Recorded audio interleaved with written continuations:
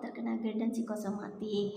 Jadi aku mengucapkan banyak-banyak terima kasih kepada kalian yang ada yang sampai DM di Instagram aku. Nama IG ku adalah ini dia, silakan di follow teman-teman, silakan insya Allah jika aku ada waktu luang aku akan balas ya DM-an kalian. Jadi karena memang 2 hari kemarin banyak hal yang harus aku kerjakan karena sudah mendekati lebaran, jadi aku habis after subuhan itu kayak bikin kue lebaran gitu teman-teman ya. Jadi memang lebih menghabiskan waktuku untuk melakukan hal-hal yang positif agar aku tidak terlalu memikirkan hal-hal negatif teman-teman. Jadi tidak aku sekarang benar-benar lebih pengen lebih produktif lagi, karena dulu kan banyak rebahannya, ada waktu nganggur rebahan gitu ya, mikirkan sesuatu yang tidak gitu. Jadi sekarang benar-benar difokuskan dengan melakukan hal-hal yang produktif sehingga bisa mengalihkan rasa fokusku. Aku tidak terlalu memikirkan hal-hal negatif lagi, lebih fokus ke kegiatan yang sedang dilakukan. Jadi alhamdulillah benar-benar kalau kemarin beberapa bulan kemarin aku masih ada yang namanya takut akan kayak mati gitu ya, takut akan hal-hal buruk yang terjadi. Tapi alhamdulillah semenjak aku bikin video sharing ini, aku lebih ini juga merupakan sebagai motivasi untuk diriku pribadi agar aku bisa menjadi pribadi yang baru gitu. Karena aku yang dulu, kenapa aku pribadi kenapa sampai terkena GERD dan psikosomatik, karena memang pribadiku yang dulu itu mungkin tidak terlalu baik ya, sehingga menimbulkan aku ada yang namanya GERD dan psikosomatik. Jadi sekarang setelah aku alhamdulillah berhasil move on dari yang namanya psikosomatik, aku bisa menjadi pribadi yang baru, yang lebih produktif, yang lebih melakukan hal-hal yang lebih bermanfaat gitu teman-teman. Bagaimana puasa kalian hari ini?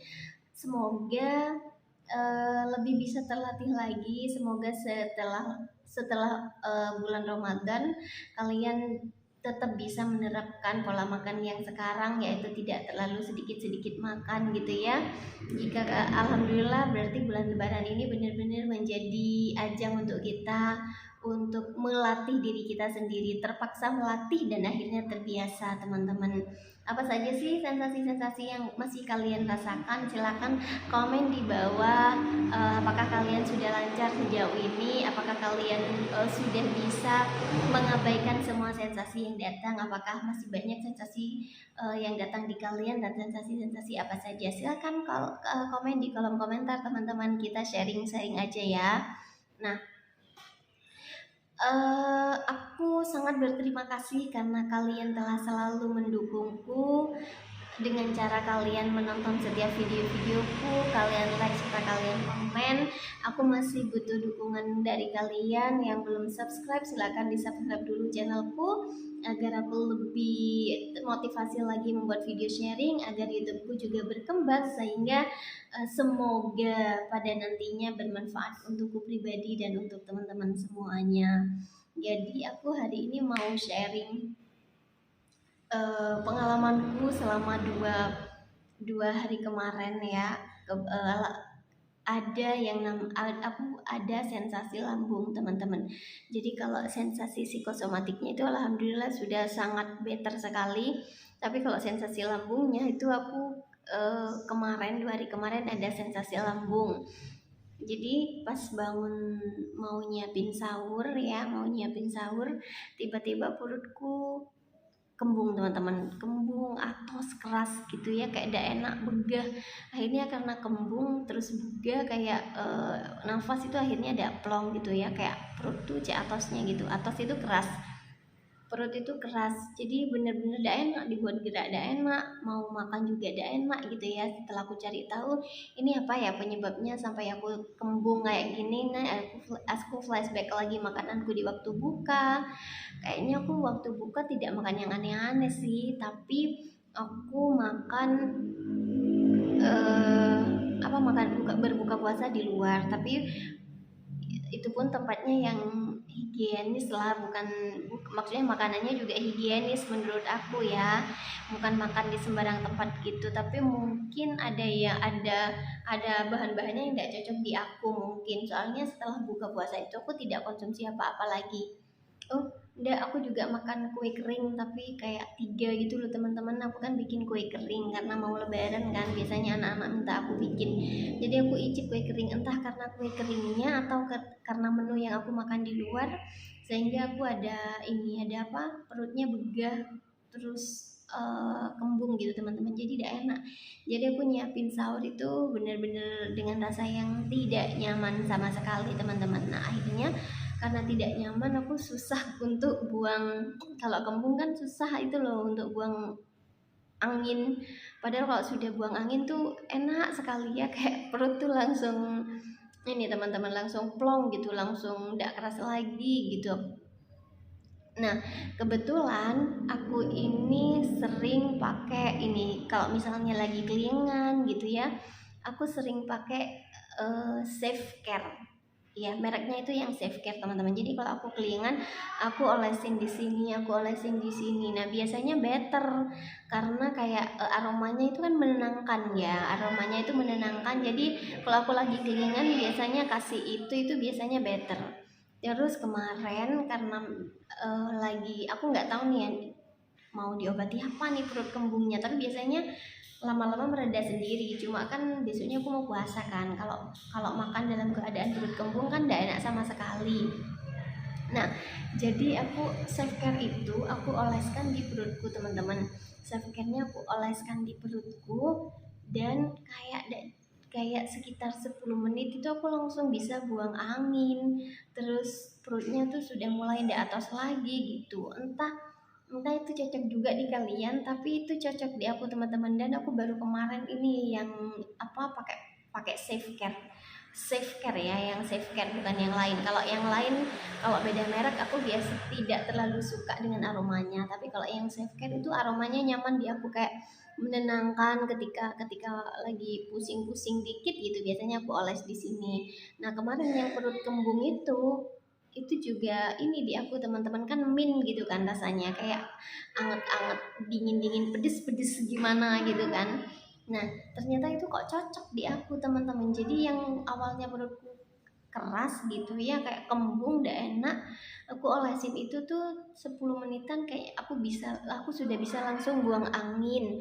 Terus perutku itu sudah mulai ini lagi, mulai apa, tidak keras lagi. Jadi kayaknya setengah jaman deh, itu setengah jaman alhamdulillah sudah tidak kembung lagi teman-teman. Soalnya kan kalau perut kembung bega itu kan bikin nafasnya ngos-ngosan kan, pokoknya tidak enak aja. Sudah kayak kalau aku biasanya sakit, bukan sakit, kayak beratnya tuh sampai ke punggung ya, dari depan nih, dari perut yang begah nih biasanya aku sampai punggung, kayak sakit gitu ya. Nah itu silakan dicoba deh, siapa tahu juga cocok di kalian gitu teman-teman. Terus aku minum air hangat, bener-bener air hangat, hangat-hangat kuku ya namanya. Jadi nggak panas nggak dingin, air hangat tuh enak. Jadi perutnya tuh langsung hangat gitu teman-teman. Nah ternyata kan aku cari tahu nih, ini kenapa sih, apa sering apa biasanya kalau kita penderita GERD itu sering kembung gitu perutnya. Katanya di usus kita itu ya ada berbagai macam bakteri teman-teman. Nah kalau misalnya kita kembung mungkin ada bakteri yang salah tempat atau kebanyakan bakteri apa gitu. Jadi aku tidak bisa menjelaskan itu, takutnya kalian tambah bingung. Jadi aku hanya sharing pengalaman kalau selama bulan Ramadan aku baru kemarin ini ngerasakan yang namanya sensasi perut bega sama kembung banget teman-teman, kayak keras banget. Jadi aku pakai Safecare alhamdulillah better. Jadi mungkin ini juga cocok di kalian. Soalnya kalau aku pakai minyak minyak kayu putih atau minyak tawon itu aku kurang cocok, tetap gitu, tetap keras. Biasanya sih aku pakai minyak kayu putih ya, meskipun tidak terlalu bekerja itu aku olesi aja. Nah karena kemarin kehabisan kayu putih, akhirnya aku pakai Self-Care itu satu-satunya yang ada di rumah. Aku olesi, alhamdulillah cocok. Siapa tahu juga cocok di kalian, karena kan kalau bega itu meskipun tidak bahaya tapi kan mengganggu gitu loh. Mau ngapa-ngapain ndak enak, duduk ndak enak, berdiri ndak enak gitu ya.